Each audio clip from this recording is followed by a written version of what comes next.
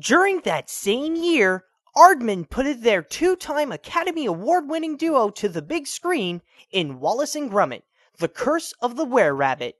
It's about Wallace and Gromit, who opens their own pest control company called Anti-Pesto for the annual giant vegetable competition. Suddenly, Lady Toddington called them to get rid of a huge veggie-eating beast to save the neighborhood. But her suitor, Victor Quartermain, wants to shoot the crap out of the thing.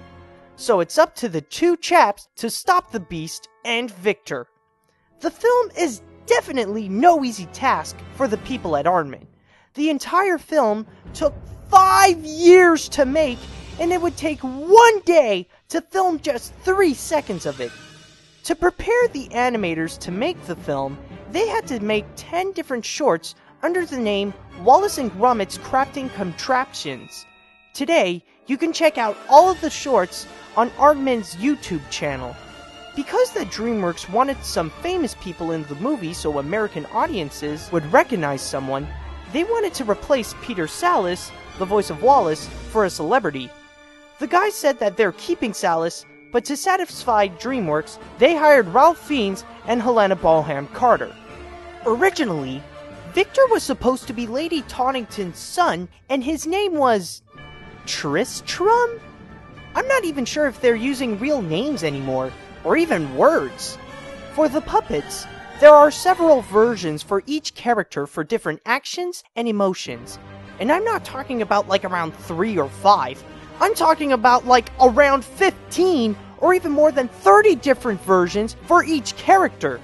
Also, they would get a new pair of eyes every 2 months.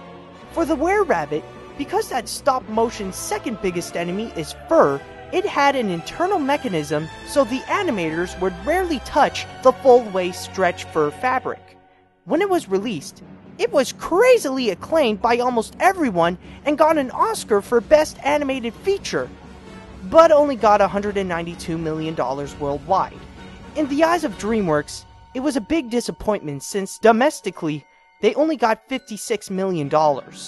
Also, during the production of Flushed Away, DreamWorks and Aardman decided to split up due to creative differences. In 2006, DreamWorks released Over the Hedge, based on the comic strip of the same name by Michael Fry and T. Lewis. It's about a bunch of forest animals that woke up from their hibernation. Suddenly, they found a great big hedge that blocks a part of the forest they once knew. Then, RJ, a raccoon, shows the guys the world beyond the hedge that's called suburbia. For the voice of RJ and Vern, it was originally Bill Murray and Harold Ramis. Then, for RJ, they finally got in Jim Carrey to do the voice, but then got replaced with Bruce Willis. I hope you don't do this often, Jim. I mean, this is the second time I mentioned that you missed an opportunity to do a voice in an animated film. Go do more than just Horton and almost everybody in A Christmas Carol. One time, they offered Gene Wilder to play a good character, but then he refused it for some reason. Nick Nolte, the voice of Vincent the Bear, studied and did some research on bears so it would help him to get the right vocal tone and help with his performance. Sean Yazbek and Lee Bienstock got to be in the movie as a reward for winning a task on The Apprentice. One side of the hedge was inspired by one hedge that's in front of the DreamWorks studio.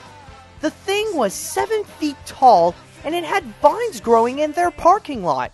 For the looks of the movie, they would bring in live-action references of everyday things you would see in a neighborhood, like shattered bottles, that tree that's in front of your house, umbrellas, and even fountains.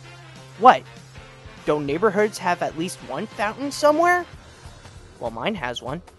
Anyways, to get an animal's eye view on a common suburbia, animator Dave Moorhead put a camera on the back of his friend's dog and let him run around the house. It gave the layout artist some good ideas about how animals move, their perspective on things, and scale. When it was released, it was modestly alright. It made $335 million at the box office and some critics enjoyed the film, like Ebert and Roper, Film Journal International, and TVGuide.com. Later on, Aardman Animation released their first computer-animated and last film with DreamWorks, Flushed Away. It's about a high-class rat named Roddy who meets a sewer rat named Sid. When Sid realizes that he hit the jackpot, he flushed Roddy down the toilet and entering him into Ratropolis. In there, he met Rita, a scavenger, and Toad, who wants them both to be dead. Now they both have to leave Ratropolis to get Roddy back home. Actually, the film was supposed to be called Ratropolis, but they thought that the title would be too similar to the Pixar film Ratatouille. But I think they still call it that in Spain. According to Peter Lord, the film was supposed to be about pirates, but they rejected the idea because they said that there's no market for pirate films. And keep in mind that this happened before a certain Disney ride appeared on the big screen. By the time they finished rewriting the script, the entire project was put on hold so they could make the Wallace and Gromit movie.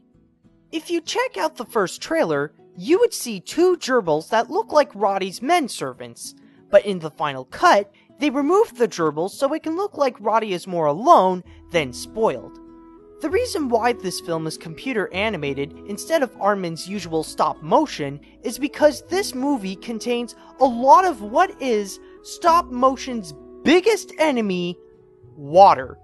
And if you even worked in the stop motion industry, you can understand how insanely hard it is to make it look good. Also, a goal for the animators for the film is to make the characters look like they're stop-motion characters made by Aardman. You would be surprised to know which celebrities didn't get a part in this movie. Robert De Niro and William Shatner tried out for Spike, Nicole Kidman was considered for Rita, and Stellan Skarsgård, Kevin Kline, and even Johnny Depp tried out for the Frog. When it was released, it wasn't as good as before. The critics gave it okay reviews, but it only got $176 million worldwide. 3 months after the breakup with DreamWorks, Aardman signed up with Sony Pictures Entertainment with a 3-year contract. Today, they're going pretty well and made several animated shorts and TV series, including some animated shorts that was created and can be seen on the Nintendo DSi. In 2000, oh no. Oh man. Do I have to do this? In 2007, they released their third movie with the Green Ogre, Shrek The Third. In this one, the king is about to die and Shrek is the next up to be king of far, far away. Then Shrek said, "Screw it, I'm gonna get you King Arthur." Also, he now has to deal with the fact that Fiona is pregnant. Meanwhile, Prince Charming is regrouping with all the fairy tale villains to seek revenge on Shrek and the gang for his mother's death. So, Shrek has to go get Arthur, prepare himself to be a dad, and avoid getting captured by Charming. Originally, the title was supposed to be Shrek 3, but they changed it to Shrek the Third to avoid confusion with the 3D DVD movie. And no, not with the Universal attraction, because over there, they call it 4D. Production designer Guillaume Aratos and his team started designing the new characters and locations a year and a half before the actual production began. According to Famous Magazine, it would take an entire week to make about 3.3 seconds of the movie. So, in total, it took 1 million man-hours to make the whole movie. Wait a minute, what is a man-hour anyways? Is it like longer than an hour or something? For this film, they added 23 fairy tale characters to play more of a secondary part, like the Disney princess. Sorry? Fairy tale princesses?